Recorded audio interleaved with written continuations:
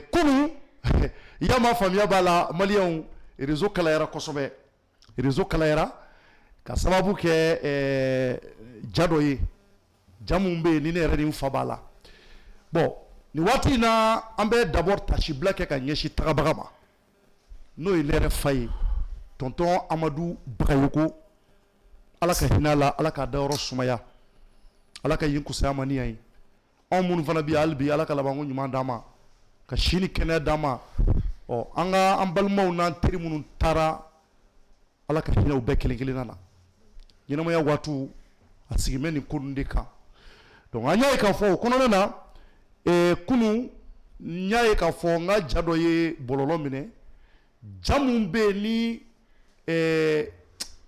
mɔgɔ dɔ y'a kɛ polémique dɔ ye k'a sɔrɔ a tun tɛ o kun bɔ n'a ka kan bi n ka pa a kunna dɔɔni ka fɛn damadɔw fɔ maa minnu bɛ hakilila wɛrɛ minnu bɛ olu la maliyɛnw hali bi an bɛ ala fo k'ala barikada sabula nin ko mun ni a kɛra kunun ni mɔgɔ caman ye ja in ye dɔw yɛrɛ ye ja in ci ma dɔw ye fɛnw fɔ an b'a ɲini maliyɛnw fɛ k'a fɔ mun ye Salifu Keyita ne fa don Salifu Keyita in fa de n bɛ segin kuma in kan tuguni ka walawala mɔgɔw ye ni maa fa ye ko k'i la a t'i n'i filan cɛ o a b'i n'i fa de cɛ siga fosi t'o la fo mɔgɔw ka jɛn n'o kuma in de ye Salifu ye ne fa de ye ka sugu ka dugu jɛ dɛ nka maa dɔw de sera ka ko in ta k'a yɛlɛma ka polémique k'a la k'a kɛ i b'a fɔ ko wɛrɛw de don ne yɛrɛ ye kuma dɔw mɛn mun ye ne yɛrɛ dabali ban quoi ne ni n fa ka di kojugu tile bɔ in na nɛgɛ kanɲɛ 13 14 ne bɔra n fa ka so n bɔra n fa fɛ yen nɔ an ye ɲɔgɔn ye an ye baro kɛ dɔw kɛmɛ ka taa yɛlɛma ka taa ko wɛrɛw don a kɔnɔ bon mun tɛmɛna ne ni n fa cɛ ne da tɛna don o ko la k'o walawala mɔgɔ si ye parce que o ti ne ni maa wɛrɛ cɛ o bɛ ne ni n fa cɛ nka kojugu yɛrɛ tɛ kojuguba tɛ n fa kun di mɛ n kɔrɔ fɛ ko dɔ de la a ko kɛra hali a tɛ tɛmɛ kalo 1 kan a kɛra yanni sunkalo waatiw cɛ a kun ye n bila ci dɔ la n ma se ka o ciw de ɲɛnabɔ o jaabiw d'a ma peut-être ne fa kun di n b'o la nka ne tɛna don o détails la o sɔrɔla mun ni mun fɛ nka ce qui est sûr et certain kojugu tɛ ne ni n fa cɛ wa ni ne fa ye nin kɛ n na n'o ye Salifu Keyita ye a y'a k'a kɛbaa la sabula c'est mon père n bɛ segin kuma kan et puis encore janaja kɛnɛ fana kan anw ka janaja kɛnɛ de don ni kuma diyara n na parce que mɔgɔw tɛ mun kalama Abdul Ɲang o de ye Mariam Bagayoko ne ba don n tante direct de ye Mariam Bagayoko ye n bɛ segin kuma kan sabula ne mamuso n'o ye Aya Dɛmu ye o dɔgɔmuso ne mamuso direct o dɔgɔmuso o de ye Mariam Bagayoko ba ye donc Mariam Bagayoko bɛ n'a fɔ ne ba de siga fosi t'a la donc k'a yira k'a fɔ Salifu kun taara anw ka kɛnɛ fana kan a kun taara an ka kɛnɛ kan a kun taara a balimakɛ ka kɛnɛ kan donc ni ko mun bɛ yen ni ko mun n'a nana tɛmɛ mɔgɔw nana kɛ polémique k'a sɔrɔ a ma se ko mun yɛrɛ la fo ka taa kuma wɛrɛw ta k'a don a kɔnɔ a sɔrɔla nin de fɛ a sɔrɔla nin de fɛ ne yɛrɛ ye kuma dɔw mɛn kuma minnu bɛ yen n'a ye dabali ban donc k'a yira k'a fɔ vraiment a man di n ye ta ka don a walawalali la k'a fɔ kosɛbɛ quoi parce que ni fa ye kuma caman fɔ tile ko in na a man di n ye n k'o kɛ mais ce qui est sûr kojugu ma tɛmɛ ne ni n fa cɛ. ça y est ni bɛ ne lamɛn Mali kɔnɔ tant que ko b'i kun kan ka n'i yɛrɛ bila ɲɛfɔli la quoi parce que e b'i yɛrɛ ɲɛfɔ min kɛ i lagosibaga de ni ne ka d'u ye.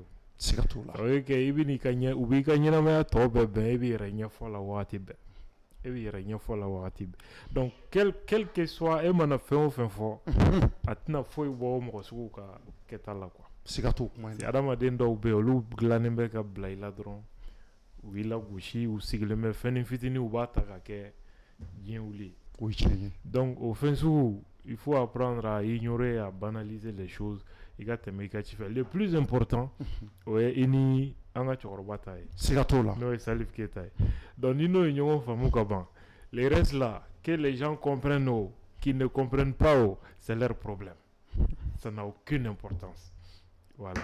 siga tɛ kuma in na. i bɛ ka nafa kuma. non mais Ɲang i b'a dɔn waati dɔw la kuma dɔw souligner ni ka bon ere be nyina i ka fɛnw ko kuma dɔ la ere ko dun la ko ni ala ye kɔgɔmuguni k'i ka ko la bon e bɛ fɛ sisan ala ka sumala de k'a la wa ou bien fɛnkɛ donc finalement i bɛ t'i yɛrɛ bila débat inutile la non c'est vrai tu perds ton temps non mais ni y'a ye ils vont te voir ni y'a ye mɔgɔ dɔw bɛ ka kuma dɔw ta k'a sama la k'a sɔrɔ a ma se ɲang nin baara in yɛrɛ kɔnɔ ils font exprès en réalité c'est pas parce qu'ils ne comprennent pas voilà ils font exprès dabɔngama de don donc ils veulent juste te voir comme ça te voir distrait yɛrɛ ɲɛfɔ i dusu kasilen o de ye dɔw yɛrɛ ka plaisir ye quoi. Il y en a qui tirent plaisir de cela quoi. Donc il faut pas leur faire ce plaisir là. Donc continue quand même d'avancer. Tant qu'il veut avancer o de ye jaabi ye quoi. I bɛ baara min kɛ o de ye jaabi ye. Voilà. Siga t'o la ɲang donc k'a yira k'a fɔ hali bi vraiment an filɛlibagaw caman yɛrɛ ye ne wele kunu bon kana i yɛrɛ bila nin fɛn na mais c'est pour vraiment vous rassurer que k'a fɔ foyi tɛ ne ni n fa cɛ n bɛ segin kuma kan ka walawala nin de ye Seku ka den bɛɛ taamasiyɛn ye ni i kɔrɔ mana fɛn f'i ye a tɛ ku i la i ka kuma t'i masa ma et le fait que après ni acte kɔfɛ ka wuli ka se so ka taa cɛkɔrɔba kuma ɲɔgɔnya mais moi je pense que c'est fini. Ça, c'est ça la leçon. Ni leçon de quoi. L'Adamu Dorido. C'est ce que tu as à enseigner. Pas d'entrer dans les détails, qu'est-ce qui s'est passé. Personne n'a besoin de savoir ça. L'essentiel, c'est le plus important. N'explique rien à personne. Ne te justifie en quoi que ce soit devant qui que ce soit. Tu continues. Voilà. D'accord. Je vois. Bon, Torno, Nyang est fait nos refus. Je pense que Nyang a raison, quoi. Tu sais, on a une barre bimambla là. Et tout le temps, ça dit que ce qui nous ne aime pas, moi je préfère dire les choses directement, quoi. Mon te en fait. Mon kelen nous a génétique étiquette bêta ga blon on a. Ni a ça dit que ni CB a doye anti baloere, anti ala ka fien récemment. Oh ni nous na ɲɔgɔnnaw dɔw kɛra surtout Nyang ye kuma dɔ de fɔ Cɔrɔnɔ jɔ n ka kuma ban Nyang ye kuma dɔ de fɔ nafa bɛ kuma in na quoi parce que problème ye min ye mɔgɔ min t'i ka kɔfɛ ou bien mɔgɔ min bɛ n kɛlen don ka étiquette min gulo i la à chaque fois que fɛn dɔ bɛ na a bɛ tali kɛ i kun kan lui il cherche toujours à se réconforter, c'est-à-dire que dans sa position en faisant croire aux gens que voilà c'est pas pour rien ne ni étiquette min gulon karisa la dɛ an m'a ye nin fana y'a sɔrɔ dɔ wɛrɛ tɛ ne min fɔ o de don wallahi dɔw bɔra ka fɛn sugu bɛɛ fɔ Salifu ye banga kuma ko in na dɔ wɛrɛ tɛ parce que voilà ouverture média mɔgɔw tɛ transition fɛ non dɔ wɛrɛ tɛ parce que ouverture média mɔgɔw ye Salifu critiquer non dɔ wɛrɛ tɛ parce que Salifu kun kan ka concert kɛ Côte d'Ivoire ouverture média mɔgɔw y'a commentaire minnu kɛra ye Salifu n'a pas apprécié non Cɔrɔnɔ c'est pas en fait ko min don quoi moi ni ne yɛrɛ don moi personnellement ne tɛ nin fɛn ninnu jaabi yɛrɛ je réponds pas.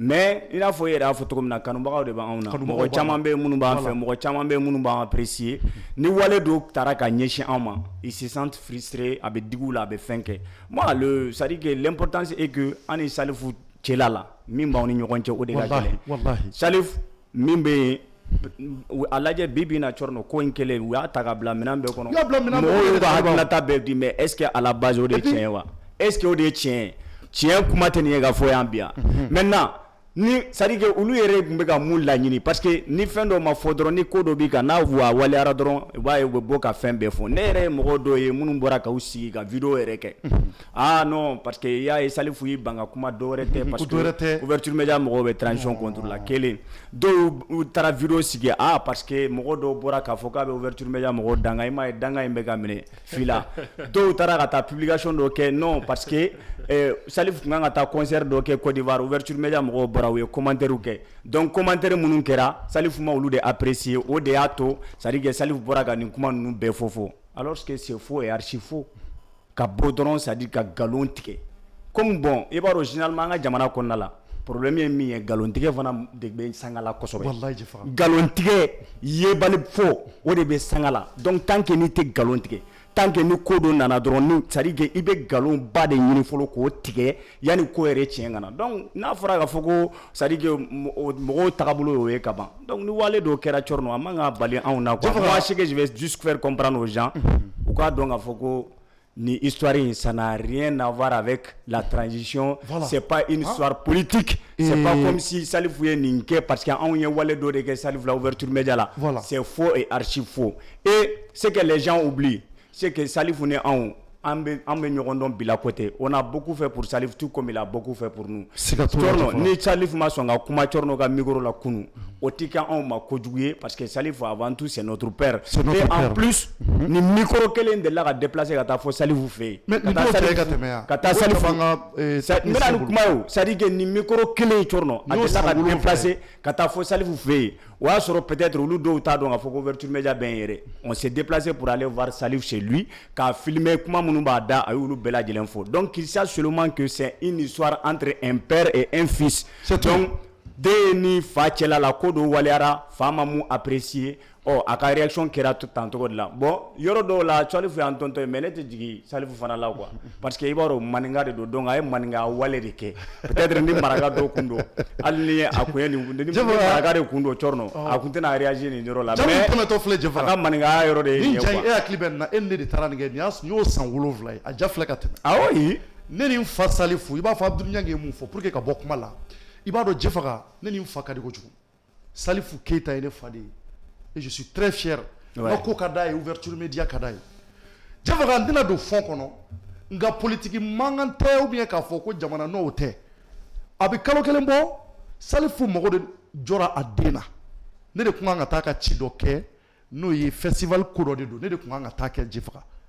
Ne nana nyina de kudo nana do akoro ne nyina kata ko ke jefaga. Abana. Ne fana na dibi ngoro. Peut-être jefaga kaira ka fo ko wara de beneni mfache odoro.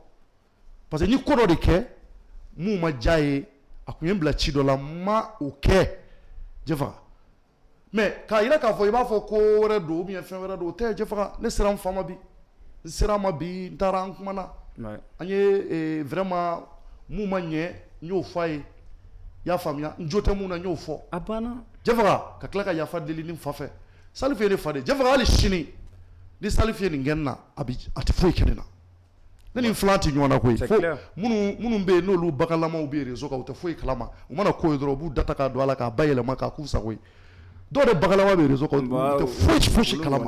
Donc ça dit que ni ngone dugu jara ne ay ko de dawal barani yelela de ko jefaga Salifu kele ka fo de ko nte kumika micro la jefaga ne kunye ma marabali jefaga ne kuma fo ngoma jabi ne ti ma marabali ne marali do abene ne fadi do a kera wuli lan zegara ni yere ndara jefaga fon se kun be talo fon se be talo mana se nyama ma fo men de ga do ma jefaga fo ko ngolo funu ngone fayni ngenda ngo ngaya ka ke bala koy jefaga an ngani bara ina wallahi ma mun ta kala man bi sikaka ni de an toro shiw ngoro muso do en wole journaliste badu ako chorno ne ka ni njanye o kuma be bara mun e ta bara do akoma chorno tanke bi micro gere mo la do ti son do bi son abse ke do di micro do di mini ndi koro on era kan ba ne era ka bara la ne sanjama ke no fon dioro bado be no ne bara ke iba kalama on be gere president on kuma lo ba ko non tekuma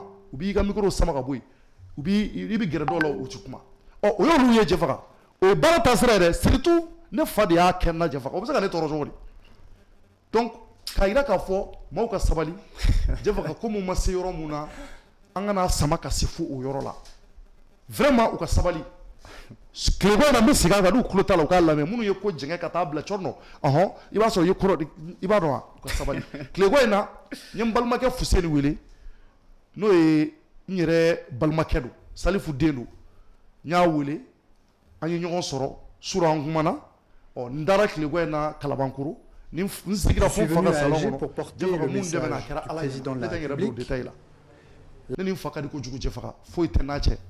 Le rideau se lève d'abord sur le plan de notre coopération dans le domaine de la sécurité.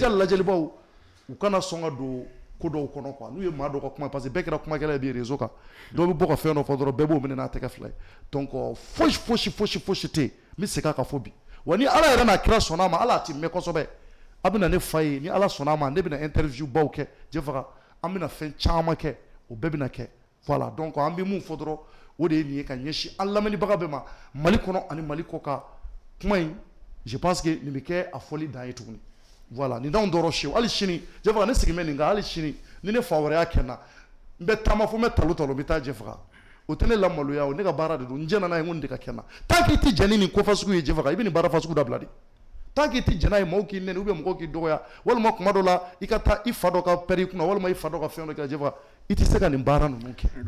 c'est impossible. Les plus grands journalistes du monde ni kɛra ni ɲɔgɔnna min bɛ kɛ olu la a ti jate ka ban quoi.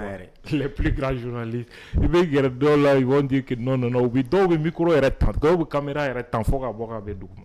Les grands médias que tu connais, RFI, France 24, Russia Today, tous les a bɛ kɛ média bɛɛ la. Voilà, il y en a souvent i bɛ gɛlɛ dɔw o b'a sɔrɔ a bɛ tempérament dɔ la ou bien fɛngɛ dɔ. Voilà. Des trucs comme ça. Voilà. Donc nafa t'a la quoi. Donc n'i kɛra maa dusuba ye kana i yɛrɛ bila yɛrɛ k'i tɛ se ka kɛ quoi. I yɛrɛ détail di mɔgɔ ma quoi. C'est-à-dire e bɛ ka nafa de don nin kuma fɔbagaw la fo k'a dama tɛmɛ quoi. Ouais. Yeah.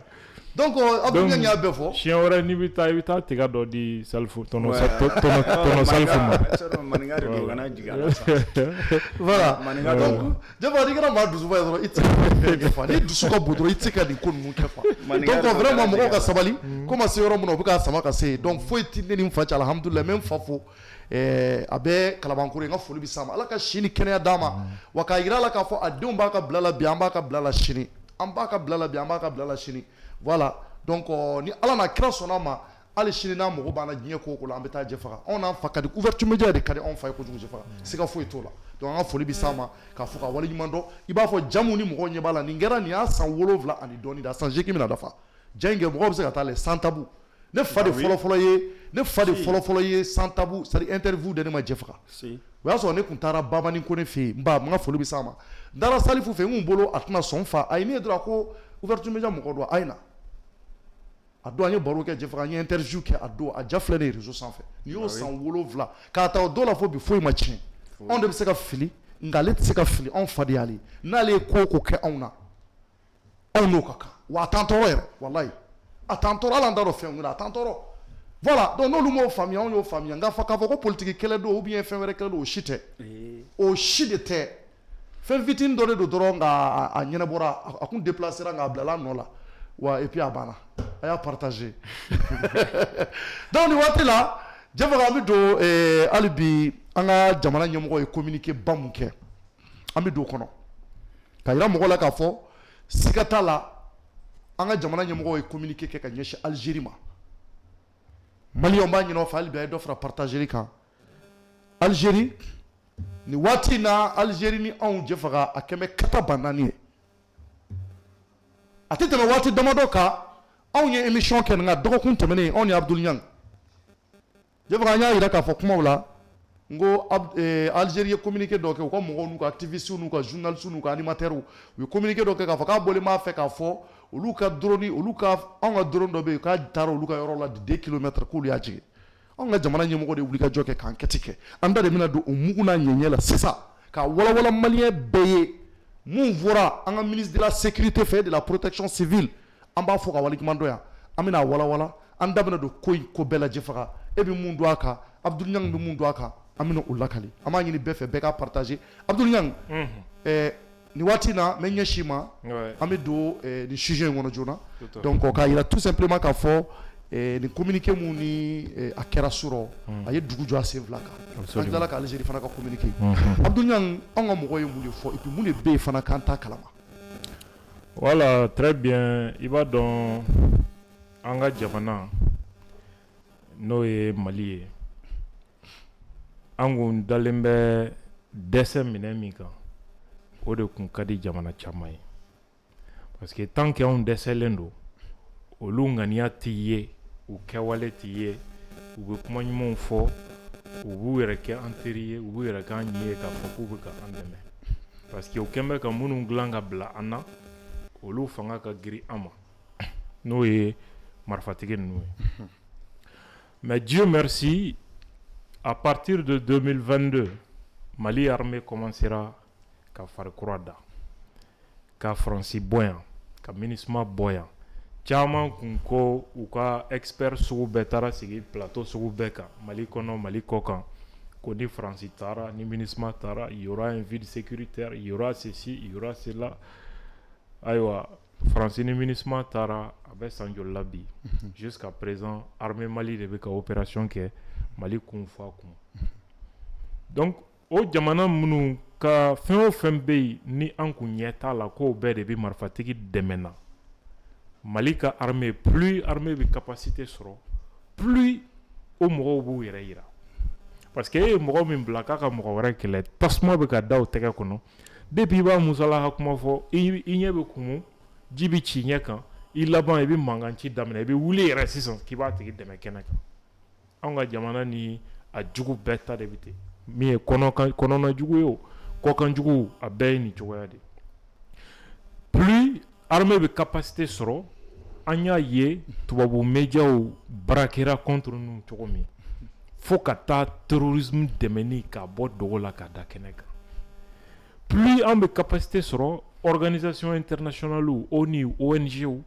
olu lana hali u tun bɛ terrorisme dɛmɛni fɛɛrɛ min ye o bɔra la a kɛra kɛnɛkan jaraki ye ainsi de suite fo kana se an yɛrɛ ka jamana politique mɔgɔw société civile ɲɛmɔgɔw kana se an sigiɲɔgɔn minnu n'an tun ɲɛna k'an teriw don Mauritanie Algérie depuis u b'a a kɛ ni kuma ye fo kana kɛ hostilité yɛrɛ ye ka bɔ o la fo kana kɛ agression directe ye ka ɲɛsin an ka jamana ma dɔwɛrɛ tɛ an kun bɛ cogo min an tɛ ten bi capacité min bɛ an na u ye mɔgɔ minnu dilan k'u sinsin o kan k'an ka jamana kɛlɛ n'o wele guerre par proxy tasuma dalen bɛ olu tɛgɛ kɔnɔ u y'a ye capacité min b'an na bi o tɛ se ka ɲɛ donc ni gakɔrɔ bagabagali ma fɛn ɲɛ dugamasakɔrɔ yɛrɛ bɛ bɔ kɛnɛ kan casa siga t'o la n'a yɛrɛ yira donc nin de ye réalité ye quoi voilà. D'accord maintenant an ka jamana ye communiqué mun fɔ kuma in kɔnɔ mun de b'a kɔnɔ c'est très simple ka daminɛ mars kalo tile 31 su ka dugu jɛ 1er avril la an ka drone dɔ tun bɛ opération na an ka jamu kan tɛmɛnen n y'a f'i ye yan n ko ɲɛmɔgɔbaw terroriste ɲɛmɔgɔbaw de tun bɛ ɲɔgɔn ye la Tinzawatène a don su n ko an ka drone gulonna olu de nɔfɛ et ala y'a kɛ émission in su fɛ an ka armée chef d'état-major yɛrɛ bɔra a y'o kelen de confirmer n'i ye Mali ka sɔrɔ communiqué fana lajɛ u b'a f'i ye ko mɔgɔ minnu tun bɛ yen des terroristes de haut profil terroristes de haut profil ça veut dire terroristes cadre baw olu de tun bɛ yɔrɔ in na donc Algérie intervenu na pour que k'olu de protéger i n'a fɔ an ka émission tɛmɛnen an y'a fɔ cogo min na dɔwɛrɛ tɛ koyi Iyad Agali Algabas Ankintala ani FLA cadre fɛn o fɛn dɔn u bɛɛ de tun nana frontière la a don su réunion u déplacera Algabas ka chantier dɔ de bɛ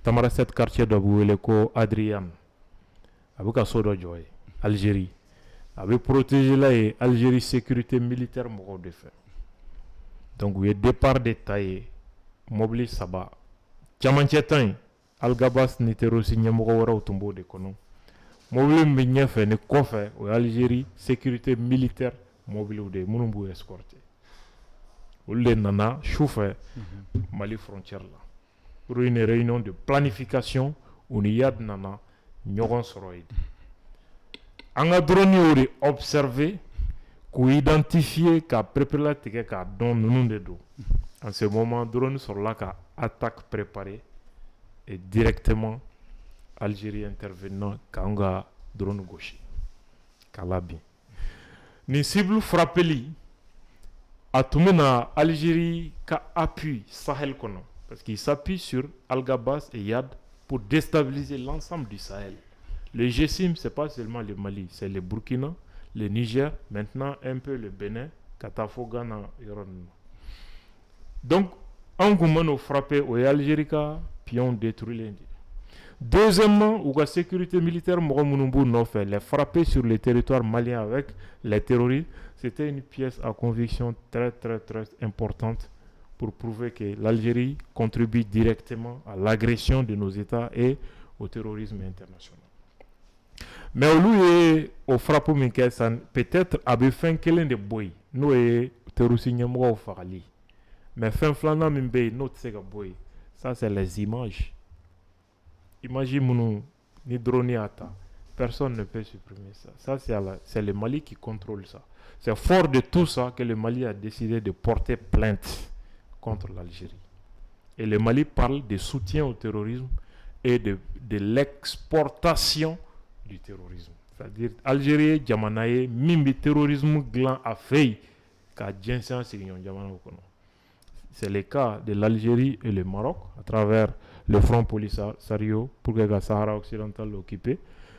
Algérie ni Libye tchè ay tasma mena yen fana olu ka sigida fana kono.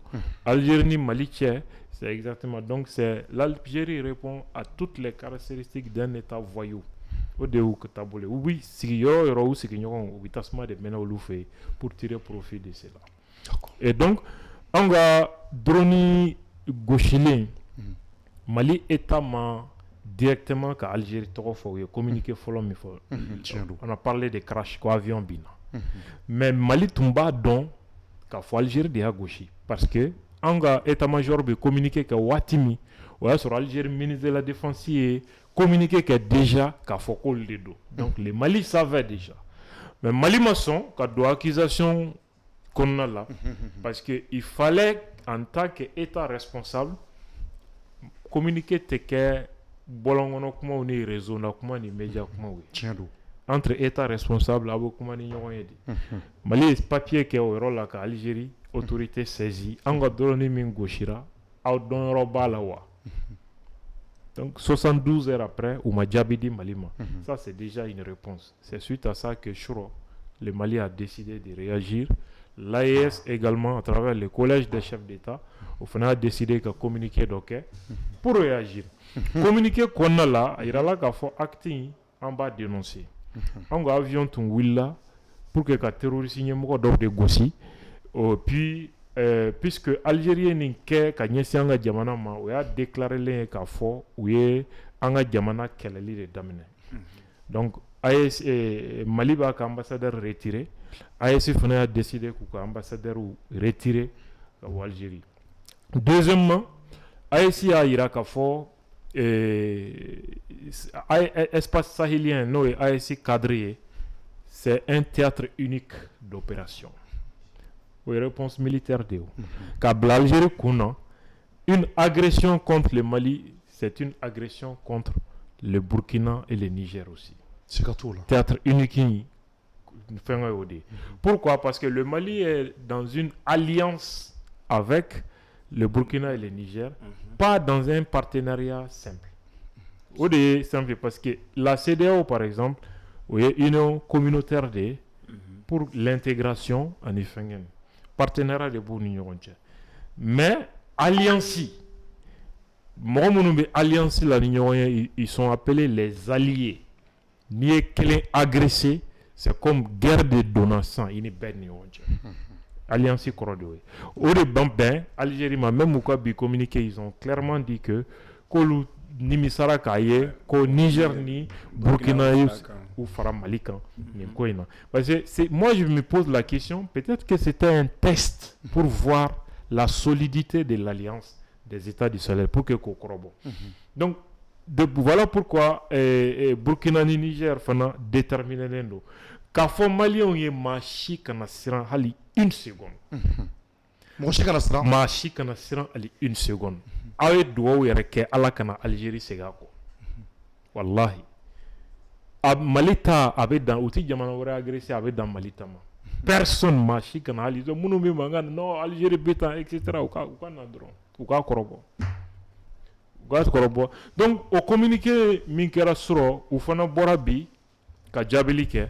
Moussa Mara ɲɔgɔnnaw do quoi parce que jamana min bɛ t'i sinsin Moussa Mara kan pour que ka a fɔ k'i bɛ i ka sɛbɛko kɛ donc i bɛ nin communiqué kirikara de kɛ kuma bɛɛ ka n'i yɛrɛ malo quoi Moussa Mara système de virus de don Algérie diplomatie la quoi regarde ce qu'ils ont dit u bɔra ka Mali sɔsɔ nka kumakan min b'u da c'est tellement ridicule a lajɛ. Troisièmement, s'agissant de l'incident intervenu dans la nuit du 31 mars au 1er avril 2025, toutes les données disponibles dans la banque des données du ministère algérien de la Défense, y compris les images à radar, établissent qu'il y a eu violation de l'espace aérien de l'Algérie à minuit sur une distance de 1,6 km. Le drone en question a dans un premier temps violé l'espace aérien national. Il s'est ensuite éloigné avant d'y retourner en prenant une trajectoire offensive. Où est Djabi Kasro Mogomo Djabia Ko anga droni quoi donner au loup à territoire qu'on a chien follow. Pourquoi au loup à radar yae ou ma fin fort drone ko fait quand on drone bora Algérie territoire qu'on a Cairo Djanya Algérie territoire là. Donc drone là qui là ben 600 a extrêmement 600 de ouais ka bombe jigi à la cible identifier les camps au loup fana ya bo. Donc a donna au fait au mabo faut boler a boler kata fo rodjan maintenant tomber kana en prenant une trajectoire offensive donc ça n'a qu'à cible frapper au drone bon. Qu'est-ce que ça signifie? Le drone selon une phrase ça veut dire que y a bon casserole le drone n'était pas dans l'espace aérien de l'Algérie mais s'apprêtait à frapper une cible Algérie donnant comme une protège. Oui. On va communiquer grand santé. Oui, coordonnées géographiques bedi. On va communiquer comment. Avion drone gauchira yoromi, anatara bin yoromi, ka coordonnées GPS bedi. A bébé Mali territoire de kono, a gauchira Mali territoire kono, a tara bin Mali territoire kono. Et puis à gauchira na bin yoro, on est Algérie territoire, ça fait plus de 9 km. Coordonnées GPS minu a fara communiquer quand. Au cours de ko e manake nya yoro a coordonné do ka téléphone kono abiti bla Mali territoire de sans faire yoro en fin kera yoro kele mi juste ibse gati jo fois yoro kono à travers ces coordonnées là. Ça c'est des preuves. A ko preuve ko no ka banga banque de données kono aya po aboka bla. Aya po ka bla c'était ça met fin au départ. Donc moi je pense que le Mali aussi a appliqué la réciprocité en yu bitouni ko mafo chogodi ko oluka espace aérien datura ko avion tibo yorola ka oluka Algérie pan kana Mali Algérie tibo Mali avion tibo Mali ka Algérie pan ka yoro donc yo interdit. Donc Mali ministre des transports no madnae allez pour na communiquer que 600 ouais. Donc à Irak a fo bita ko bitanye avion tibo Mali kono ka Algérie ka fo ki bita Algérie wal ki bi teme ka ta Algérie sira en fait avion te bo yoro wara fana ki bi teme Mali kuna ka ta Algérie au bana peu et je suis sûr et certain le Niger et le Burkina au lu fana bi no sira su amena laje et ce qui va sur na la sonama ka fo alibi machi kana paniquer machi kana bi chola l'Algérie ou mine damene ambe a fouiller au cas là ban ko jija au cas là ban c'est pourquoi wele dalendo chini malien be chini 15h pile au cas sur Algérie ambassade temerote jama fait wele dalendo à l'ensemble des Maliens ani Burkinabé ou Nigériens fait Mali territoire sans fait bekabo chini 15h angata Algérie ambassade là jaga serré de chini tay Shininta kofe nous et Mali agressé tourni gouvernement ka ambassade datugu jona walma peuple ba datuguli fera be peuple bulo quoi donc ça ni peuple ka datugu kata bogob la badjila gouvernement ka datugu jona au mana boy ka fo en détermination mimbe même s'il faut prendre des armes nous serons tous des femmes et déjà la nouvelle constitution du Mali prévoit cela. Machi kana paniquer machi kana da foka jamana mité algérien anti-sero nya kuma te kayira téléphone voilà d'accord donc je pense que nyangi ni fo don ni ba ira ka fo kubé je pense que ni taro ni ngal do be bulu ka te ku nyang na ou bien ni commentaire do review ouais nang amba fo ay explication munundi ika kuma konna la ina fo en communiquer la mun fora afra kum na plainte do c'est-à-dire que auprès des instances internationales kabri kuma infora mo chama koko est-ce que mo obsigo espérer nous oya ko étant donné que en a plainte dobe ko ma prospérer ko est-ce que an bɛna se ka a ka kan an jigi da olu mɔgɔw kan bilen parce que plainte dɔw kɛra o ma se ka jaabi filanan bɛna kɛ tuguni est-ce que finalement o plainte ko in yɛrɛ est-ce la peine même a ka kɛ voilà parce que plainte in kɛli o ye crédibilité de ye k'a di an yɛrɛ ma fɔlɔ an ka preuve b'an bolo an ye diɲɛ tɔn minnu k'olu sigikun ye terrorisme kɛlɛli ni diɲɛ kolosumani ni diɲɛ lakana ye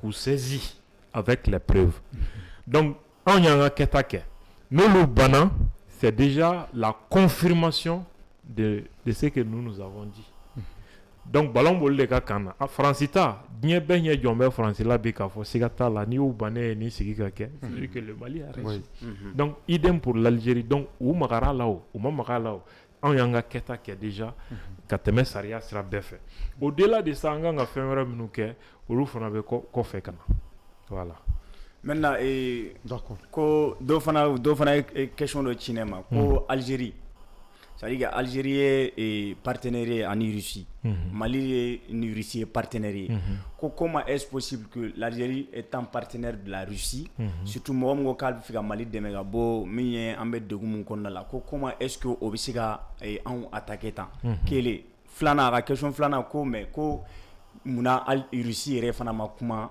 ni fila partenaires ni ɲɔgɔn cɛla la Russie kumana siɲɛ caman ka kangari da Algérie depuis Mali bɛ fɛ ka don Kidal Algérie président wulila ka taa fo Russie Poutine ma sɔn a bolo et en même temps mɔgɔw b'o min fɔ u tɛ diɲɛ jamanaw ni ɲɔgɔn cɛ ko taabolo faamu kosɛbɛ jɔn kun b'a miiri ko Russiw ni Américains bɛ fara ɲɔgɔn kan ka résolution dɔ voter ONU na contre les intérêts de l'Europe. C'est vrai. Américains et Europe depuis autant une alliance militaire opposée à la Russie. Oui. Mais tout de suite, Américains et Russie ont une résolution votée contre l'Europe. Donc, jamana ni ɲɔgɔn cɛ ti jate i n'a fɔ adamaden fila ni ɲɔgɔn cɛ kun kan k'o problème jɛ min bɛ Algérie ni Russiw cɛ o de ye Algérie armée Russiw de y'a équipé Russiw y'a essayé ka peser mais comme Algérie a ka pivot américain de do et dans le dossier du Sahel américain ni Russiw ka intérêt tɛ kelen ye parce que mais américains fana bolo n'u sera ka fɛɛrɛ sɔrɔ ka Faransi écarter olu b'u sen da yɔrɔ sɔrɔ Sahel kɔnɔ parce que les États-Unis ont besoin de ça américains mago bɛ Tessalit de la kosɛbɛ c'est centre d'écoute ɲɛnamaba de sigiyɔrɔ do Tessalit ok les Français aussi visent ça mais Algérie de ti fɛ Faransi ka sigi Tessalit parce que Algérie jugu fin ye Faransi ye sira dɔw fɛ mais Mali dossier là juguya t'u cɛ parce que u bɛɛ jɛmakan ye Mali désordre créeli ye Mali territoire kɔnɔ n bɛ hakili jigin 2010-11 9-10-11 Français nana ka ATT to fanga la Français nana yan k'u b'a fɛ ka taa base dɔ sigi Tessalit ATT ma sɔn u tilala ka na ko non qu'ils veulent maintenant, à défaut de ça, s'installer à Sévaré. En 2010. ATT a analysé à cap Blassal Keba ya foyer Kanason, Numante. Ou fait qu'à de ke Mali kono là. Donc ATT a dit non. Oui, pression ou li. ATT ni Sarkozy ga kele damne na yende. Ça nous casse accord de réadmission ma. La damne na yende.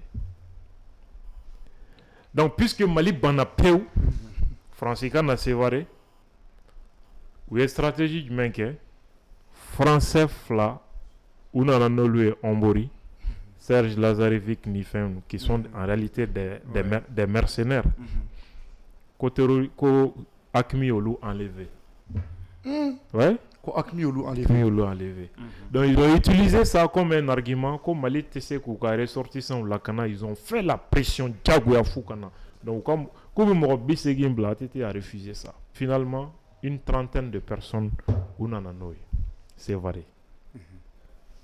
Ou quand avion comme mouvement que souffre, c'est varié qu'on a là. depuis 2010, depuis 2010.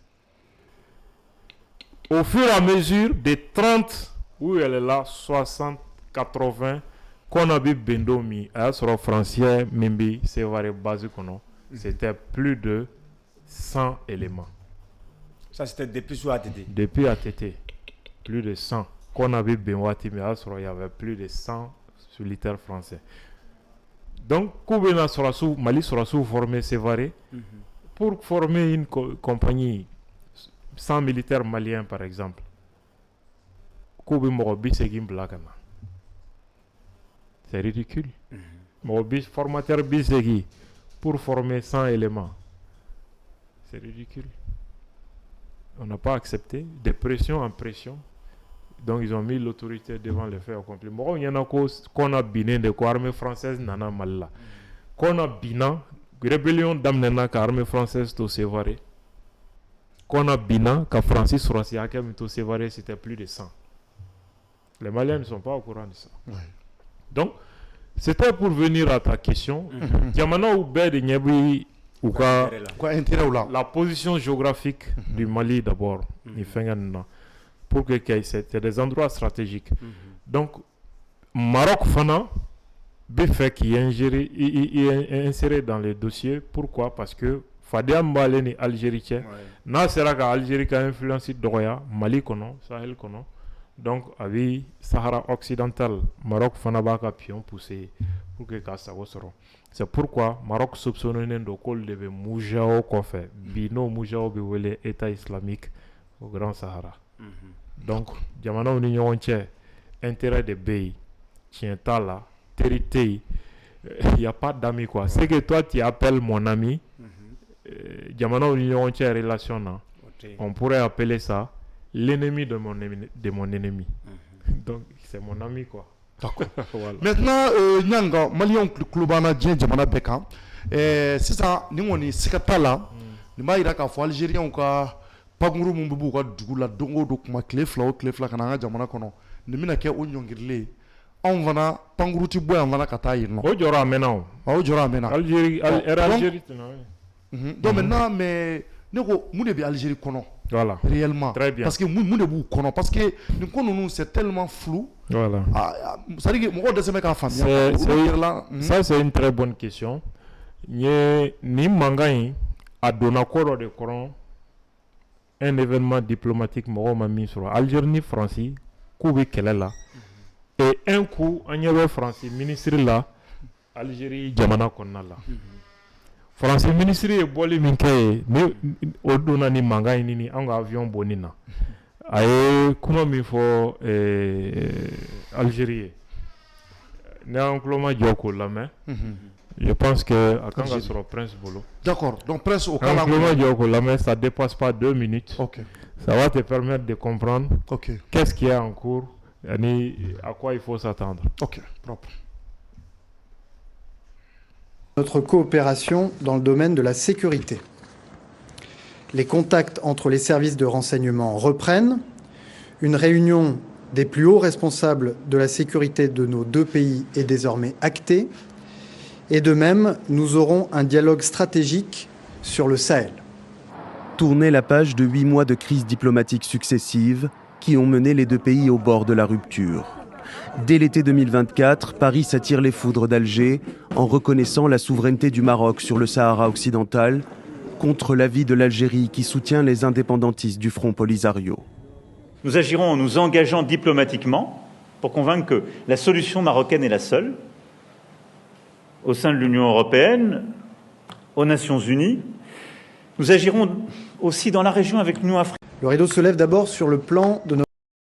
Pour porter le message du président de la République, la France souhaite tourner la page des tensions actuelles pour reconstruire un partenariat d'égal à égal, serein et apaisé avec l'Algérie. Elle souhaite retrouver les voies de la coopération avec l'Algérie dans notre intérêt mutuel et retrouver toutes les voies de la coopération dans un souci d'efficacité et de résultats pour nos compatriotes.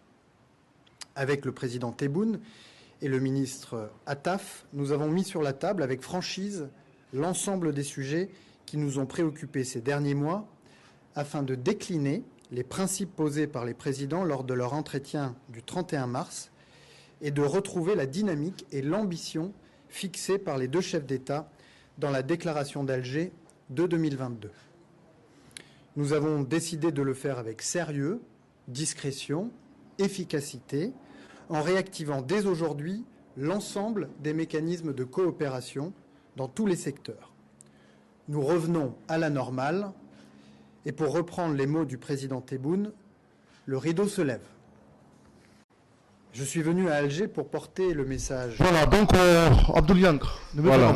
Donc c'est Francie ni Maroc ni Algérie be ɲɔgɔn na avec kalo 8 bɔ parce que Francie ko k'olu bɛ Maroc ka tigiya reconnu Sahara occidental kan o ye Algérie tana ye su ko ni dugusajɛ Francie autorité bɛ Algérie non u y'u da changer. Le rideau se lève d'abord sur le plan de notre... Donc u bɛnna la Francie bɛ Sahara ko kuma bila pour que u ni Algérie ka ɲɔgɔn faamu Sahel ko kuma na. Kuma in bɛ bi yan de. Kuma in bɛ bi yan. Ça veut dire que Francie ye Sahara occidental ko kuma fɔ stratégiquement pour faire la pression sur l'Algérie ou l'Algérie ka se ka bɛn Mali dossier là. Et donc Dieu merci, le coup a marché. Automatiquement, la coopération entre les services de renseignement français et algériens reprennent.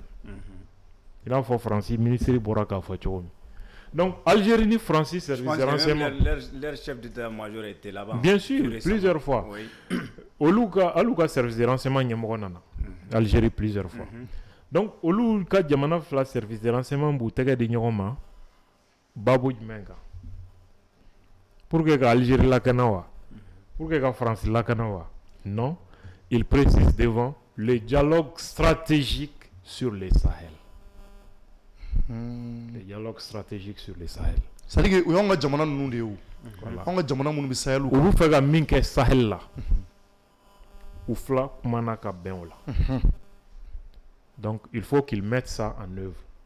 Pour qu'ils mettent ça en œuvre, ils passent par les services des renseignements. Donc des actions de déstabilisation. C'est pourquoi on recourt au service des renseignements. On passe par le ministère de la Défense, le ministère des Affaires étrangères, le ministère de l'économie, etc.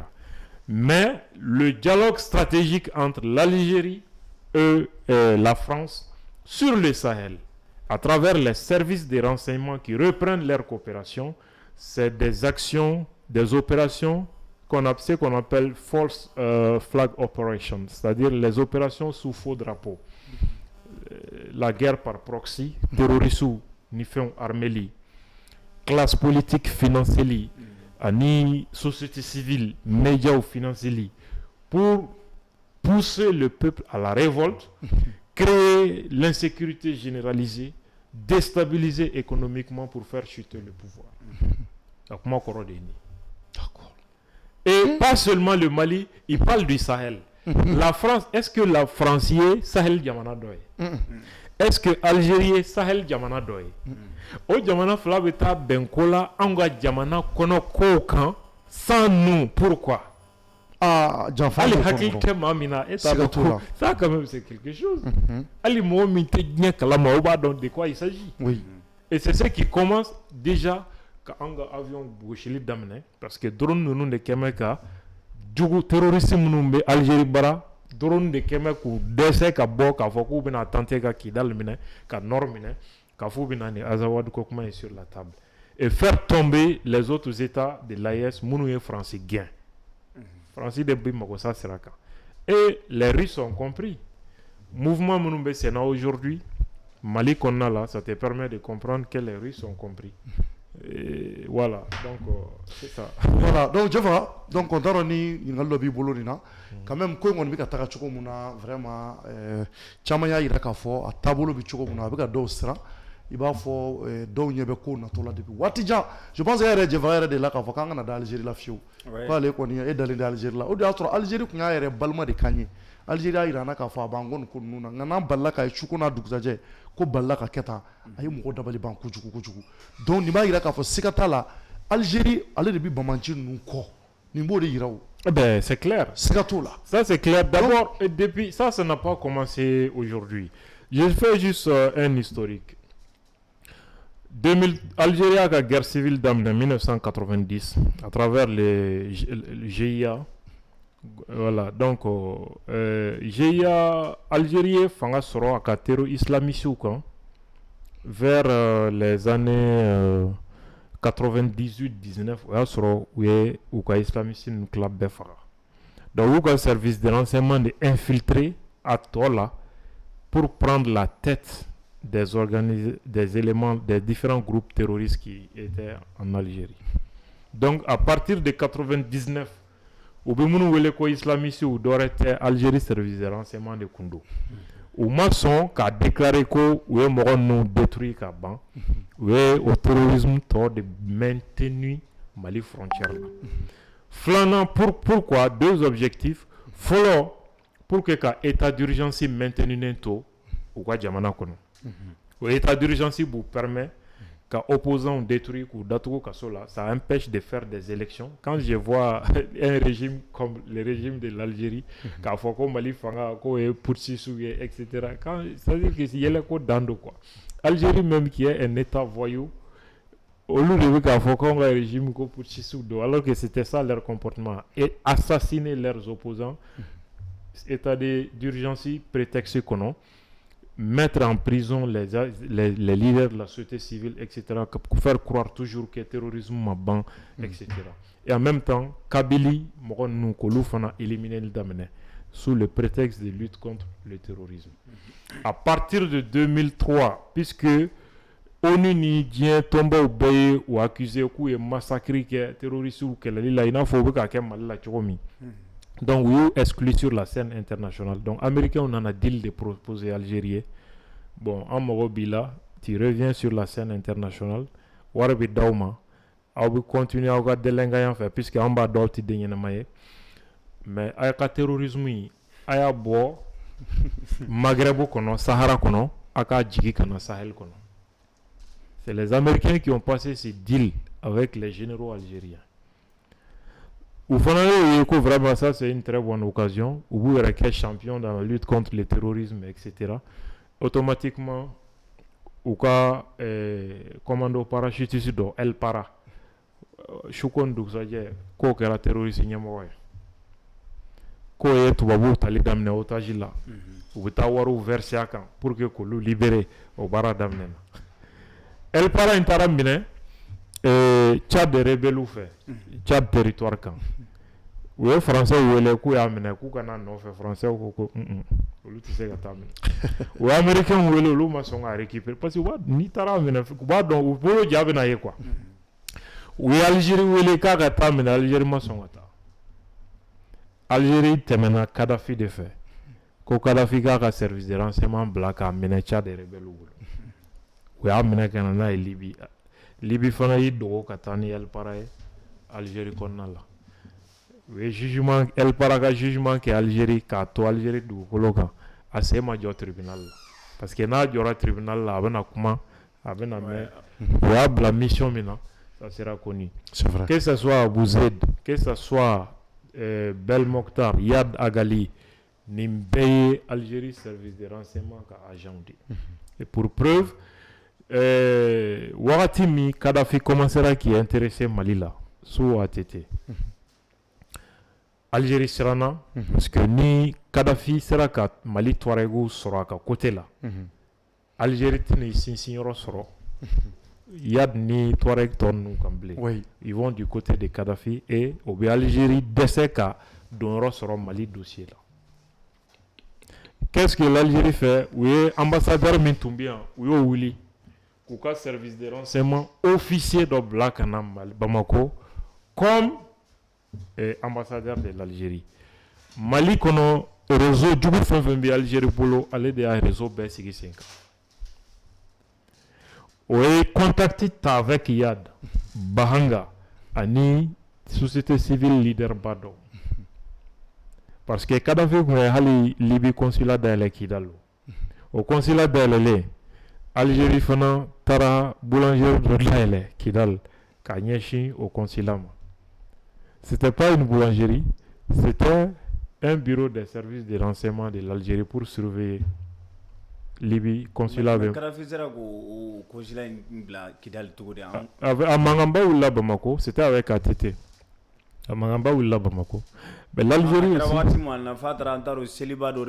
2006 a eu Maoulouk et Tombouctou. Et donc, mais on sera fin et Kerakaban. Donc, Kadhafi, projet, ça intéressait le Mali, le projet de Kadhafi. Donc, l'Algérie voyait ça comme une menace pour son influence Mali. Parce que l'Algérie n'a Mali n'aurait à les détails. C'est ça la réalité. Donc, Oussolaga Bahanga activé et Aniya Dagali, 2006, rébellion Willow de Saint-Fekata, accord d'Alger, a signé Algérie, non, pour que gagner comme Mali armé qu'à Nord-Blanc. C'est comme ça que c'est arrivé. Donc, il faut que c'est 2012, où on a un accord d'Alger, toujours Algérie, Sinsinendo, Touareg, Kokuma, Mali rébellion, en effet, on a médiateur, mais au Marfatiki, nous, allez, quel est le ou utiliser là pour que toujours, ou c'est dans l'engato, on a un dossier qu'on ne veut jamais qu'il y ait un Maraka qui est Mali et Tabolo. Donc, ce sont eux qui sont derrière ça. Oui. Bon, comme il y a un obéi, nous avons zone au de Samasamani, Betami, Jo, Marfatiki, do Kofe, français, ou Yemen l'a créé, Algérie, Yadni, Al-Gabas créé, donc, américain, au Loube Algérie Kofe, au Bara Fanana, donc, Maroc, Mauritanien, au Loube Francis Fanana, fait, là. Donc, Maroc, Fanaye, allez, Fanaka, qui c'est un dossier, non? Oui, il m'a mis formel d'amener. Et en même temps, on dit même que Moujao, c'est le Maroc qui serait peut-être derrière ça. C'est pourquoi Moujao ni État islamique au Loubek Algérie est menacé. Donc apparemment, selon beaucoup d'analyses, c'est le Maroc qui serait derrière cette histoire. Donc Yamana de Vignorona, ça montre déjà un territoire important pour ces différents pays. D'accord. Voilà. Donc, on observe fois Jeffra qu'on y a en Algérie ka balmaya bané wati nuna. Bon, mbafi jamana ni nyonche genyoya teria wakati ko de do ou jamana ni nyonche kele wakati ko de do. Donc après be gouvernement ben nafa de la. Sikatoula. Algérie kan nafa e minye o de yad agalini MNLA ko loué Touaregoué. Malika accord signé no loué ka autonomie d'ordi oluma Kidal. Malika nakla. Donc au accord bateau Algérie bi frère yoroin soroma no e pétrole mimbe Kidal région kono bloc 20. Ni Algérie qui a la accord temeni ATT ou la société l'institut de recherche ou 3 ans d'exploration qui est au Bana a confirmé la pétrole be zone kono il restait maintenant l'exploitation entre-temps 2012 crise là.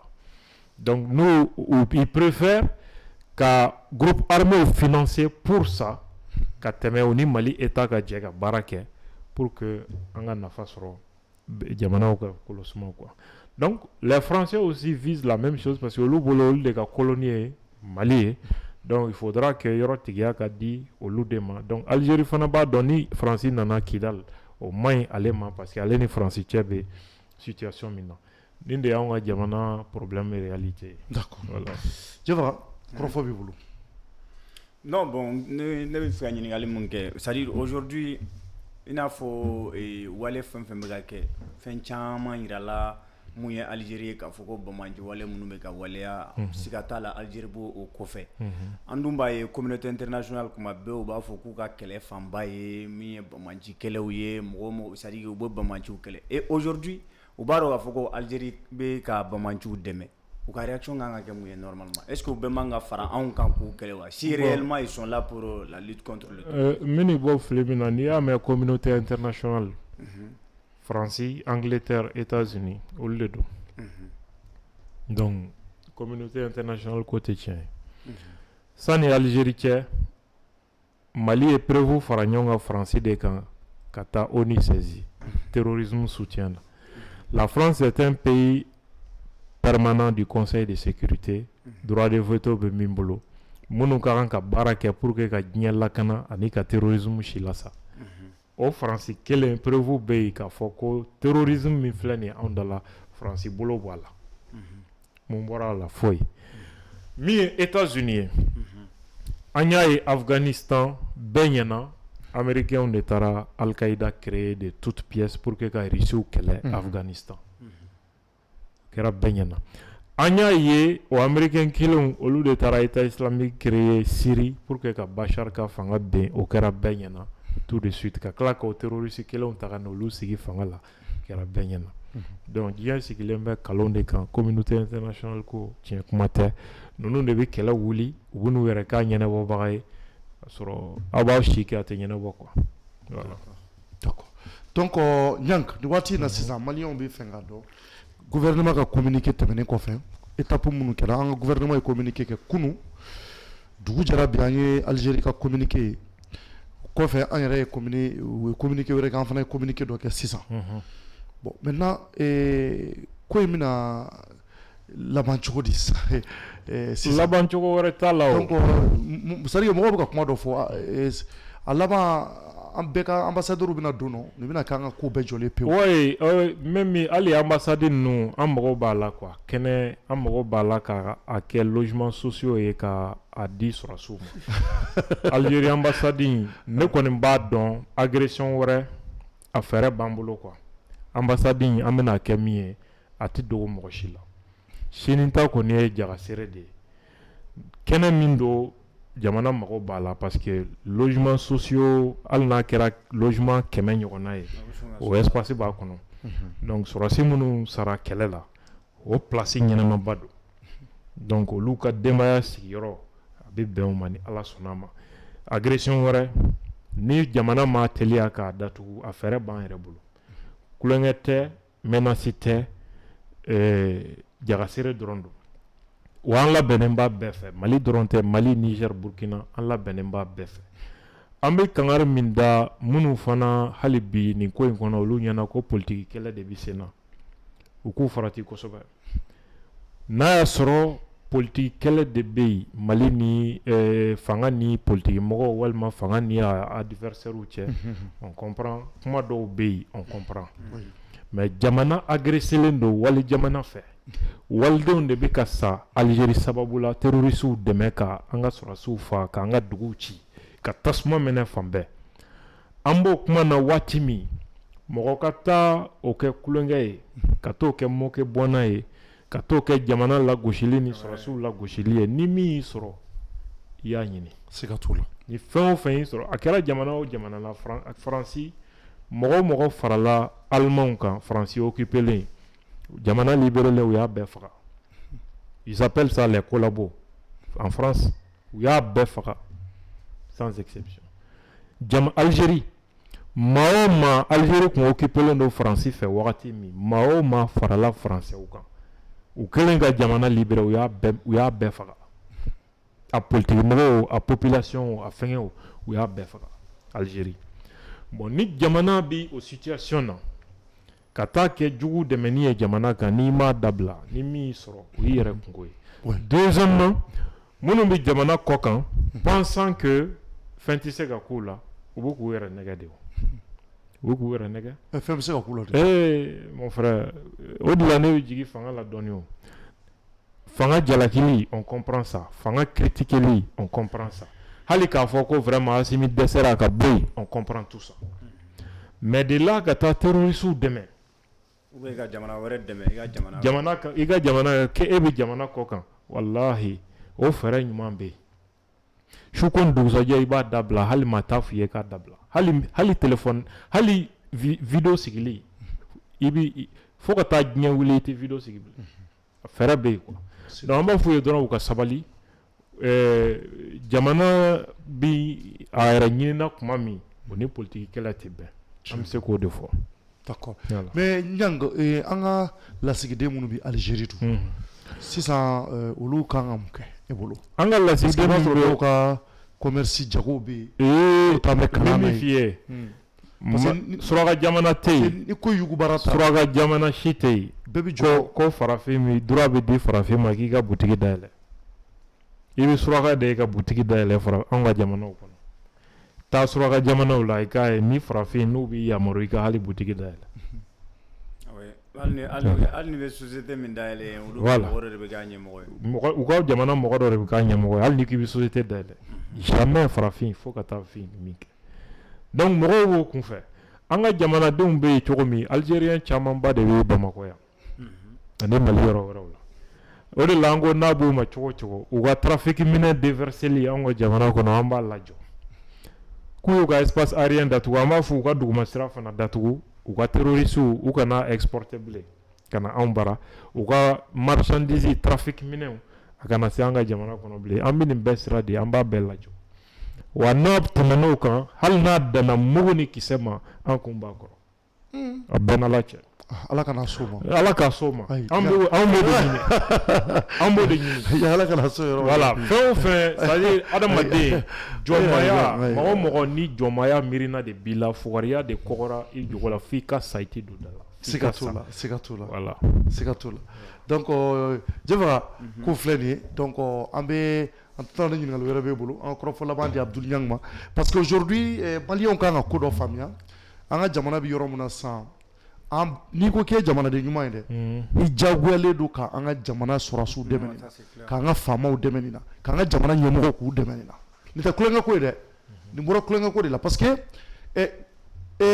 Algérie ye mun kɛ anw na imagine anw de tun k'a kɛ Algérie la Jɛfara an ka k'o contraire k'olu de tun ka drone dɔ bɛ ka pan anw taara olu ka drone dɔ ci f'u ka dugu kɔnɔna na Jɛfara mɔgɔ tun bɛ o kɛlɛ da yɔrɔ dɔn mɔgɔ tun b'o kɛlɛ da yɔrɔ dɔn donc u nana an ka drone de ci f'an ka jamana yɛrɛ kɔnɔ an ka ɲɛmɔgɔ y'a fɔ an ye cogo min na enquête kɛlen kɔfɛ donc o ye marabaliya de ye Jɛfara o bɛ n'a fɔ de i ɲɛ donna maa la i tɛ maloya a tigi ma sinon jamana basi tɛ jɛni nin jamana dɔw bɛ yen Jɛfara hali mètre kelen i k'u ka kogo tɛmɛ dɔrɔn ka ko dɔ k'u ka jamana na o ye kelen ka kara sɔrɔ jango 9 kilomètres o de fɔra o donc Jɛfara vraiment c'est vraiment kabako don dabaliban ko don mɔgɔw kan ka fara ɲɔgɔn kan nin waati in de la ka se k'an ka jamana ɲɛmɔgɔw dɛmɛ kosɛbɛ an kɔni y'a ye jamana ɲɛmɔgɔ ye hakilila damadɔ di k'olu bɛna daminɛ plaintes donna wulikajɔw bɛna kɛ a ko kan k'a ko tɛ bila tan fiyewu a tɛ bila tan donc non ne tun bɛ fɛ ka ɲininkali kelen mun kɛ parce que Algérie bɛ ka essayer ka Sahel ko ka u tintan kan kosɛbɛ c'est à dire ka jagoya f'u ka loi ka boli Sahel kan Mauritanie fana tɛ Sahel jamana dɔ de ya munna u bɛ mun wale an fɛ u t'a kɛ Mauritanie fɛ ou bien u ni Mauritanie bɛɛ da bɛ file kelen na de parce que a ka di n ye ka mɔgɔw bɛ fili la o fana ko in na MNLA in Français ni Mauritaniens de MNLA créé ATT clé moment bɛɛ drogue bɛna jigin avion na Mauritanie frontière la ka na n'a ye Ber ani Tombouctou yɔrɔ wɛrɛw la ça c'est assez documenté. Ni Jalil Lounas ka livre ta le djihad en Afrique du Nord et au Sahel d'Aqmi à Daesh. Il y a une information sur le canal. Donc français ou Mauritanie ou les MNLA créé. MNLA gagné qui est dans l'Outarami 2012. Outara Mauritanie. MNLA nyamaga ou ka sobimi en Mauritanie ou ka demaya en Mauritanie. U jamana wari min dir'u ma accord d'Alger ni fɛnw sira fɛ ko ka nord jɔ o wariw bɛ min hôtel dagabana minnu filɛ Mauritanie olu de ka hôteliw don ani so dagabanaw u taara wari min kan ka kɛ ka nord jɔ u taara o wari investi Mauritanie a tila bɛɛ olu de wa kufa ninnu n'u bɛ t'u sɛgɛnna fiɲɛ bɔ i b'u sɔrɔ o hôtel ninnu de kɔnɔ Mauritanie territoire sanfɛ Algérie yad de bi Algérie tɛgɛ kɔnɔ Yad dɔrɔn tɛ Mali société civile ɲɛmɔgɔ dɔw ni politique mɔgɔ dɔw ye Algérie ka pivot de a dɔw ye ministériyaw kɛ a dɔw ye premier ministériyaw kɛ IBK clé la a dɔw tɛ balola bi mais dɔw bɛ balola hali bi u jigiba yɛrɛ qui était très dangereux c'était un élément de l'Algérie mais lui ne vit plus. Il ne vit plus. Monsieur ka détail caman di ma o la. Allahu akbar. U ye mɔgɔ wɛrɛw u gɛrɛla mɔgɔ wɛrɛw la sisan pour leur réseau Mali politique mɔgɔ kunda ce sont eux qu'ils manœuvrent pour déstabiliser politiquement. Situation fɛn mana créer Algérie b'a essayer ka don classe Mali politique mɔgɔ caman bɛ Algérie de b'u financer ne de y'o f'i ye pour défendre les intérêts de l'Algérie. olu de bɛ miiri suw di jamanadenw ma pour que ka mɔgɔw orienter ka taa Algérie ka faamu sira fɛ français fana ka réseau d'influence bɛ Mali kɔnɔ américains ka réseau d'influence bɛ Mali. Toi tu penses que pourquoi u bɛ bourse di mɔgɔw ma ka taa Algérie, pourquoi Algérie bɛ fɛnkɛ ninnu kɛrɛ, pourquoi bourse bɛ di dɔw ma ka taa France, pourquoi dɔw américains bɛna dɔw ta ka t'u former u bɛna école. Toi tu penses que tout ça c'est gratuit? Pourquoi ni ambassadeurs bɛ mɔgɔ dɔw ka activités financer Mali kɔnɔ? Tu penses que ça c'est gratuit? Il y a tout un agenda politique derrière. D'accord. Donc tu travailles pour les intérêts de l'Algérie. Mɔgɔw bɛ yen minnu bɛ min sɔrɔ wali jamanaw la kalo kɔnɔ pour ce travail politique. Mɔgɔw fara leader de société civile kan. Il y en a qui peuvent avoir jusqu'à 30-50 millions par mois, mais ils travaillent pour d'autres pays. Mali a partagé a ka dusukun bilen Abdul Niang kɔrɔfɔ laban jumɛn b'i bolo nin ko in kan? An b'a fɔ maliyɛnw ye hali bi président Modibo an ka mɔgɔkɔrɔ dɔw y'a fɔ an ye ko président Modibo bɛ ka Algérie dɛmɛ wagati min ko général de Gaulle ko a ma ko tu me combats pour les Bédouins mais tu regretteras. Modibo bɛ k'ale kɛlɛ surakajɔn minnu ye k'a bɛ tila ka nimisa la ko Francis de Gaulle ye nin fɔ Modibo Keïta ye. Quand Modibo soutenait l'Algérie.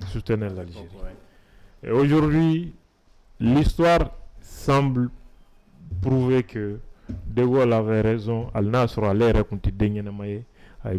Il connaissait ces gens. Donc, quand faut nous y Maïmanto Kashite chez Denis classe Sekela. Il vient défendre, Yamana Baby défendre. Faut tisser un peuple motivé, organisé. Faut te mime se ko kumbe. Algérien te bon, on n'a jamais tant qu'il y a un bijou sakoya là quand il est tout boulot. Wallahi. Mauritanie on fait nega mingi anga jamanda na mundo parce que utikale uyana complexe de supériorité les deux. Na umbolo kwanga ngato o danga minen kono. Ali bi jonya mirina kono fukaria don sabati mo hakli ni mo duskuna. C'est que vous n'avez rien compris. Donc nous devons rester mobilisés. Chini. Wole blalembe bema ambi c'est ka fo. Ouverture média tout le monde. Allah sonam. Obe welendo 15h pile. Algérie ambassade dala nobi Daouda Bougou sirafara la.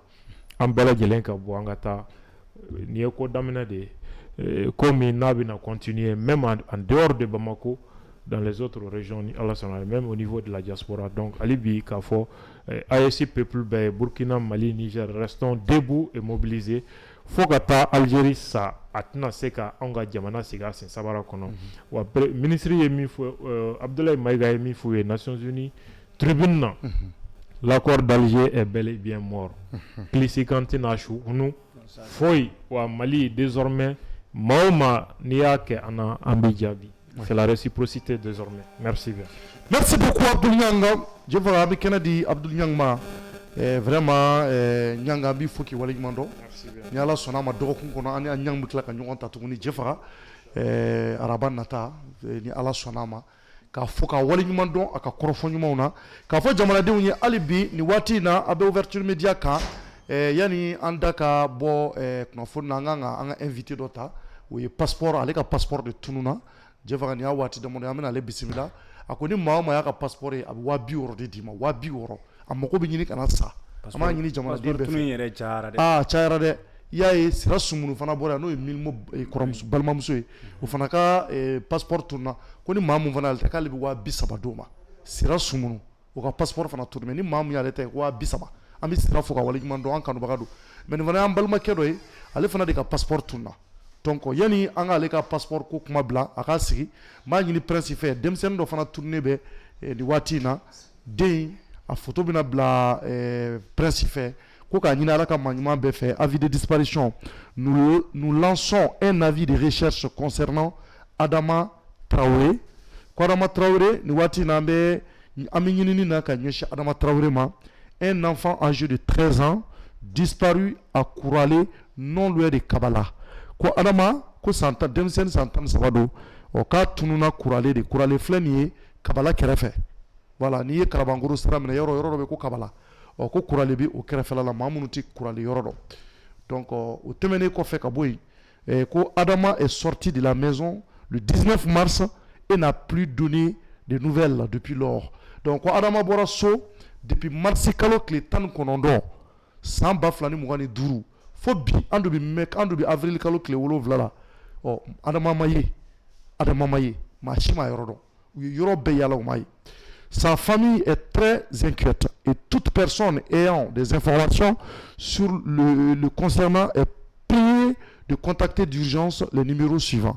Donc ko Adama de b'a bɔra mars kalo tɛmɛnen tile 19 o kɛra sunkalo waati kɔnɔ fo ka bila sisan na an bɛ avril kalo tile 7 la fo sisan kibaruya foyi ma dɔn Adama Traoré la. Adama maa si ma yɔrɔ dɔn. Donc k'an ɲinini bɛ Ala ka maa ɲuman bɛɛ fɛ a k'a kɛ Ala yɛrɛ n'a kira kama n'a ye nin photo in ye den photo de filɛ nin ye an ka bɔlɔlɔ kan k'a ka sabali a ka weleli kɛ Adama Diallo ale ka nɛgɛjuru sira la n'o ye tuteur de l'enfant commerçant détaillant au marché de Kurale. Ale bɛ Kurale sugu la ale ye jagokɛla ye donc ale yɛrɛ de ta ye den ye Adama ale de den di ma ale de ma donc k'a yira k'a fɔ ale tɔgɔ Adama Diallo a bɛ se k'ale wele a ka nɛgɛjuru sira la 72 69 59 38 mi segin a kan n'a ye den ye yɔrɔ o yɔrɔ a tɔgɔ de Adama Traoré san 13 don a bɔra depuis mars kalo tile 19 fo ka bila bi la n'o ye avril kalo tile 7 kibaruya foyi ma dɔn den in na. Donc a tununen ni sanjɛ ni y'o tile damadɔ ye ni maa o maa ye an b'a ɲini Ala ka maa ɲuman bɛɛ fɛ a k'a kɛ Ala n'a kira o kama a ka se ka weleli kɛ joona ni nɛgɛjuru sira in na 72 69 59 38 o ye Adama Diallo ka nɛgɛjuru sira ye walima n'an m'o sɔrɔ k'a ka weleli kɛ Mahamadu Jabate ale ka nɛgɛjuru sira la n'o ye 78 02 95 51 bi segin a kan 78 02 95 51 nin den turunen don an bɛ segin a kan den tɔgɔ de Adama Traoré aw kana ɲina a photo de filɛ nin ye an ka page sanfɛ prince bɛ k'a latɛmɛ donc k'a ɲini aw bɛɛ fɛ hali bi ni maa o maa n'a y'a ye a ka ɲa ma Ala n'a kira kama a ka nin nɛgɛjuru sira ninnu kofɔlenw wele o kɔfɛ an balimakɛ b'an kɛrɛfɛla la ale ka passeport tunna a da bɛna maga a la salamu aleykum tɔɔrɔ baasi t'i la folikan jumɛn b'i bolo ka ɲɛsin an lajɛlibagaw ani an lamɛnibagaw ma. An bɛ lajɛlibagaw bɛɛ lajɛlen fɔ san'an ka don kuma kɔnɔ an b'a daminɛ auzubillahi mina shaitanir rajim bismillahir rahmanir rahim. Ok e yɛrɛ tɔgɔ. Ne tɔgɔ ye Ali Jawara. Ali Jawara. Ne ka passeport tɛ n dɔgɔnin de ka passeport. E de ka passeport tunna. N dɔgɔnin de ka passeport tunna Mohamed Jawara. Mohamed Jawara. I bɛ se ka ɲɛfɔ passeport in tunna cogo di. Voilà o ɲɛna kosɛbɛ i ka nin ɲininkali in diyara n ye kosɛbɛ Thierno Ndiaye. Ni y'a ye an sera yan an dusukun kami-kami don an sɛgɛnna et puis a tunni ko dabalibanko don an y'a fɔ yan ka caya k'a fɔ yɔrɔ caman mɔgɔ caman b'a kalama mais an bɛ segin a kan tuguni n dɔgɔnin bɔra a ka baarayɔrɔ de la a n'a terikɛ a taara terikɛ nɔfɛ k'u ka taa sontigɛ kɛ so donc u donna so kɔnɔ même pas tɛ tɛmɛ hali miniti dama kan miniti 10 ɲɔgɔnna dɔrɔn denmisɛnw nana fɔ a ye ko tonton dɔ y'i ka mobili vitre ci o waati y'a sɔrɔ saki dɔ de tun b'a kɔnɔ a ka passeport de tun b'a kɔnɔ ani a ka montre ninnu m'a dɔn ko Rolex wa o ye jumɛn Rolex voilà olu donc olu valeur ka bon kosɛbɛ wari caman b'o la mais dɔw ta miliyɔn 10 yɛrɛ la miliyɔn 20 c'est ça aw de b'olu dɔn bon olu ko tɛ bilen wa an ka laɲini ye passeport in de ye sisan Thierno Ndiaye n'aw bɛ se k'an dɛmɛ halisa ni mɔgɔ min fɛn passeport in bɛ sɔrɔ cogo min an ka ɲɔgɔn dɛmɛ a la kɔlɔlɔ foyi t'a nɔfɛ quoi n'a bɛ mɔgɔ fɛn fɛn de bolo n'i b'a dɔn i bɛ se ka se yɔrɔ la a bɛ yɔrɔ min na an ka se ka ɲɔgɔn dɛmɛ o la quoi fɛn in kɔni passeport in kɔni tunu cogo ye nin de ye a tunna fo sisan depuis le 12 mars fo sisan ma kunnafoni foyi sɔrɔ a la donc ni mɔgɔ min na ni passeport ye kɔlɔlɔ t'i sɔrɔ fosi t'i sɔrɔ wa 200 bɛ d'i ma 200 bɛ d'i ma an y'a lancé i bɛ se ka na ni hali ouverture média la yan parce que ni fɛn fɛn sera yan a bɛ komi tiɲɛ don fɛn wɛrɛ t'a la quoi ok bon yɛrɛ kuma ka gɛlɛn donc laɲini kɔni ye min ye dɔrɔn an balimakɛ jɛ faga i fana k'i da don kuma in na donc i ka se ka nin yɔrɔnin fɔ kosɛbɛ donc mɔgɔw bɛ ka lamɛn mɔgɔw fɛn fɛn tulo b'an na nin waati in na a kɛra Mali kɔnɔ a kɛra Mali kɔ kan a balimakɛ de don Ali Jawara n'a kun ye yan balimakɛ dɔgɔnin ka passeport min to na sisan a yɛrɛ bɛ cogo min na ne yɛrɛ b'a dɔn a tɛ se ka na sigi yan ko a bɛ kuma passeport ni ne y'a ye an bɛ ka kuma ni passeport ye fɛn wɛrɛw b'a kɔnɔ minnu valeur ka bon ni passeport ye se y'a faamuya n ye montre minnu fɔ den 2 de b'a kɔnɔ o miliyɔn ka ca mais olu ko tɛ quoi passeport 2 min b'a bolo o falen don visa la fila nɔrɔlen de bɛ ɲɔgɔn na visa caman b'a visa caman de b'a kɔnɔ don min na taara rendez-vous kun b'a bolo Amérique ambassade de la pour que ka taa u ka visa d'a ma ciw ka ca sigilen filɛ yen commerçant dɔ don passeport bɛ mɔgɔ min bolo a tɛ foyi ɲɛ o tigiw ye wallahi u ka kɛ Ala n'a kira kama u kana passeport di oui a bɛ mɔgɔ fɛn fɛn de bolo n'a y'a sɔrɔ n'i m'a labila i ka fɛɛrɛ kɛ k'a labila a tɛ foyi ɲɛ a tigi ye a tɛ foyi ɲɛ a tigi ye nafamafɛn min b'a kɔnɔ cɛ kora olu ko wallahi i bɛ se ka to n'olu ye o kɔfɛ i bɛ se ka lase yɔrɔ la fana kɔlɔlɔ foyi t'i sɔrɔ puis 50,000 bɛ ta ka d'i ma fana siga t'o la n'a y'a sɔrɔ ni fɛn wɛrɛ bɔra a la ouverture média mɔgɔw kɔnɔ a bɛ se ka na damakasi kɛ yan siga an t'o ye la maa min jabala ka passeport tɔmɔ o ko fɛn t'a nɔfɛ an nana n'a ye u ye nin fɔ u ye nin fɔ a kɛra yɔrɔ jumɛn a kɛra sɛbɛnni kɔrɔ de sɛbɛnni kɔrɔ sɛbɛnni kɔrɔ bɔra se 2000 la baarayɔrɔ la a n'a terikɛ taara ɲɔgɔn fɛ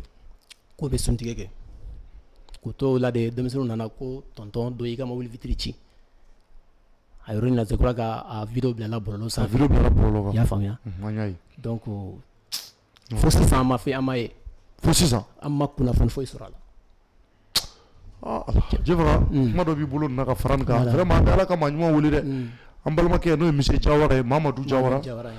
vraiment a mago de bɛna sa parce que ciw b'a bolo kɛnyɛrɛye baarakɛla don a ka voyage ka ca ale bɛ nafolo de sɔrɔ k'a ka denbaya balo ni voyage ninnu ye ɔ visa dun bɛ sɔrɔ cogo min na sa bɛɛ b'a kalama a sɔrɔ cogo ma nɔgɔn ɔ n'i ta b'i bolo i b'i janto a la de yan'a waati ka ban i k'i ka business k'a kɔnɔ ɔ cɛ in taara mun kɔni ye saki kɔni joué sa ɔ ale yɛrɛ tɛ bilen quoi an tɛ k'ale yɛrɛ ɲini bilen an tɛ k'a ɲini dɛ hali n'a yɛrɛ tulo b'an na i tɛ ka ɲini bilen fiyewu a ka ɲi taa ni montre ye n'o de nege b'i la n'a wari falen nege b'i la taa n'a ye anw mago b'an ka passeport de la an mago de satɔ don an kan ka taa nafolo ɲini na jamana kɔ kan voilà parce que Mamadu ye baarakɛla de ye voilà a bɛ wulikajɔ de kɛ k'a ka denbayaw balo k'a balimaw ta k'a sinjiw ta k'a teriw ta donc n'o ka passeport taara pour que i ka visa sɔrɔ c'est pas facile a ma nɔgɔn donc a yɛrɛ bɔra ka nin mɛn donc an bɛ maliyɛn bɛɛ wele fɛn bɛ k'a lajɛ ani page bɛ minnu bolo n'u bɛ se ka video ninnu ta k'a tigɛ n'a tɛ foyi tiɲɛ o ye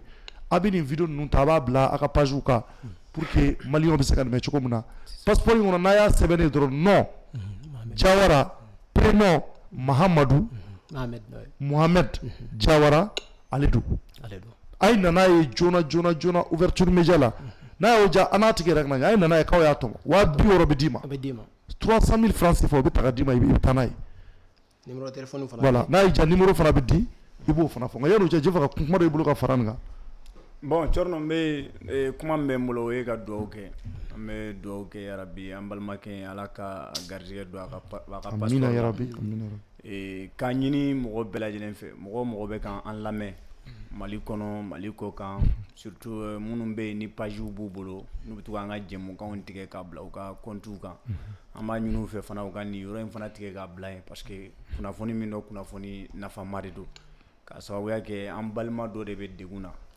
bi y'ale sini maa wɛrɛ fana bɛ se ka kɛ a yɛrɛ ka degun ɲɔgɔnna dɔ la donc an ka ɲɔgɔn dɛmɛ balimaya la an ka ɲɔgɔn dɛmɛ ɲɛnamaya la o de fɔlen don o de b'an bɛɛ lajɛlen fana nafa donc an b'a ɲini bɛɛ fɛ mɔgɔ o mɔgɔ bɛ yen k'i bɛ se ka nin kunnafoni bila ka taa yɔrɔ o yɔrɔ i k'a bila ka taa yen groupe WhatsApp o fan bɛɛ lajɛlen a ka nin kunnafoni bila walasa mun ye an balimakɛ ye a garijɛgɛ bɛ se ka don a ka passeport la cogo min na ka dugawu kɛ yarabi Ala ka garijɛgɛ don passeport in na inshallah n'Ala sɔnn'a ma a bɛ ye inshallah n'Ala sɔnn'a ma ok numéro fɔ Thierno Ndiaye Mohamed mɔgɔ min kɛra passeport in ye fɛn ye passeport in ye fɛn micro kana ɲina micro i bɛ se ka weleli kɛ 75 90 90 70 d'accord walima ni m'o sɔrɔ i bɛ se ka weleli kɛ 76 53 03 67 o bɛɛ kɔfɛ ouverture média je crois que bɛɛ lajɛlen kan ka yan yɔrɔ dɔn bɛɛ bɛ yan yɔrɔ dɔn Sotiba bɛɛ b'a yɔrɔ ne kɔni ko ouverture média kɔni n'i yɛlɛla Google Maps kan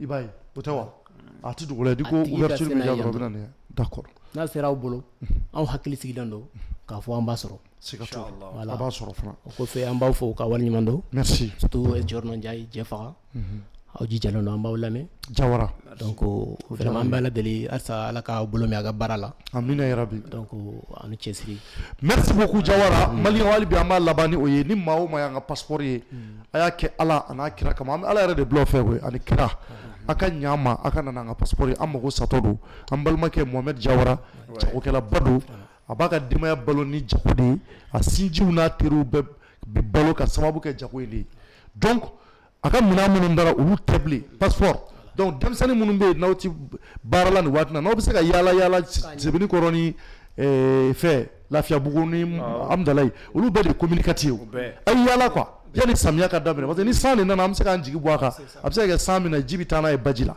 nka nin waati na samiya foyi tɛ yen a ye taa ɲaman to la ka taa ɲini 200 bɛ d'i ma i t'a kɛ fu 200 bɛ taa a bɛ d'i ma voilà pour que anw mɔgɔw kana sa an b'o ɲini Ala ka maa ɲuman bɛɛ fɛ Ala ka an tulo don kibaruya duman na nin dɔgɔkun in kɔnɔ yan'a kun ka cɛ Ala ka Jawara a ka passeport ye Ala k'a ka passeport ye vraiment an bɛ bɛɛ fo Mali kɔnɔ ani Mali kɔ kan k'an ka partenaire officiel fo Pixel